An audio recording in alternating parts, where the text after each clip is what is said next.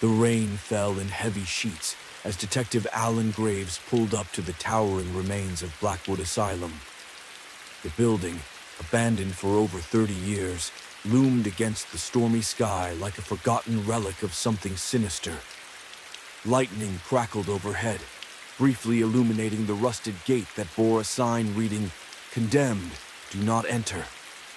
Alan wasn't the type to believe in ghost stories, but something about Blackwood had always unsettled him. As he stepped out of his car, a deep sense of unease crawled up his spine. He had been assigned to investigate a series of disappearances linked to the asylum. Local legends spoke of voices in the dark, whispers that lured people inside, never to return. But Alan wasn't here for legends. He was here for answers. Pushing past the creaking doors, Alan switched on his flashlight. The beam cut through the thick dust swirling in the air. The asylum smelled of damp rot, the walls lined with peeling paint, and old patient files scattered across the floor. The silence was deafening, save for the occasional drip of water from a broken ceiling tile. He stepped deeper inside, his footsteps echoing down the desolate corridors. Then, a whisper. "Alan." He froze. The voice was faint, almost carried by the wind, but it was unmistakable. He swung the flashlight around, illuminating nothing but empty halls. His mind told him it was just his imagination, but his gut told him otherwise. Room by room, Alan searched for clues. In the former patient ward, he found brittle journals detailing horrific experiments performed in the asylum's final years.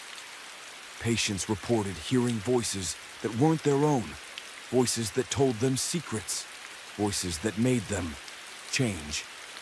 One particular name kept appearing: Dr. Elias Crowe. Alan knew the name from old case files. Dr. Crowe had been the asylum's lead psychiatrist before it shut down, rumored to have conducted unsanctioned experiments. But the doctor had vanished without a trace when Blackwood closed its doors. A sudden thud echoed from behind him. Whipping around, Alan saw a chair that hadn't been there before, positioned perfectly in the center of the room. And then the whispers returned, louder this time. "You shouldn't have come." The deeper Alan ventured, the more the asylum seemed to come alive. Doors slammed shut behind him, shadows moved at the edge of his vision, and the whispers grew into an unbearable chorus. He tried to rationalize it: old pipes, the wind, structural decay. But deep down, he knew something was watching him. Then he found the hidden staircase leading to the basement. The air grew colder as he descended, the walls narrowing into a suffocating tunnel. The stench of decay thickened. At the bottom, he discovered an old operating room, the rusted table in the center still holding its last patient. Bones long turned to dust, restraints still fastened to the wrists. Alan's flashlight flickered. The whispers stopped. And then he heard a breath directly behind him. He spun around, but the room was empty. The journal he had found earlier was now lying open on the operating table, its pages flipping on their own as if unseen hands were guiding them. He read aloud: "Doctor, Crowe sought not to heal, but to open a gateway.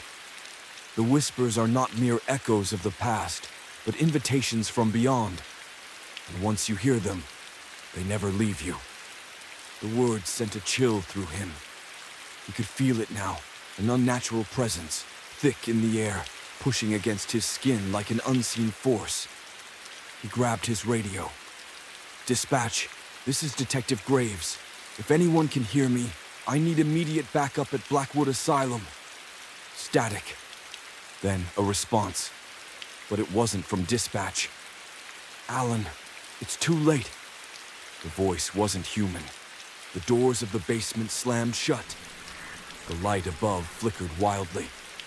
A deep, guttural growl echoed through the room. Alan stumbled back, feeling an unseen force pressing against him, pushing him toward the rusted operating table. He fought against it, his body trembling, his breath ragged. Then a figure emerged from the shadows, a tall, skeletal man in a decayed doctor's coat.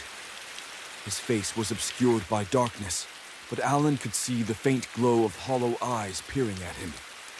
"Doctor Crowe," Alan whispered. Crowe raised a hand, and Alan felt the world twist around him. The whispers were no longer voices in the dark. They were screaming in his mind, flooding his thoughts with visions of experiments, suffering, and endless torment. Alan fell to his knees, gripping his head. His vision blurred. The journal's words spun in his mind. He sought to separate the soul from the body, to grant the voices a vessel of their own. And now, he has succeeded. A rush of air blew through the room. The whispers stopped. Then, silence. Alan opened his eyes. He was no longer in the basement. He was standing in a long, empty corridor. The asylum looked new, clean. The walls freshly painted, the lights bright and sterile. Footsteps echoed behind him. He turned to see a nurse walking past, humming softly. She didn't seem to notice him. Then, a patient in a hospital gown shuffled by. Alan's heart pounded. He ran to a nearby mirror, desperate to see his reflection. But there was nothing. A voice behind him, low, familiar, whispered one final time, "Welcome home, Doctor." Crowe. If you enjoyed this terrifying story, subscribe to our channel for more chilling tales. Hit the notification bell. You never know what might be whispering in the dark.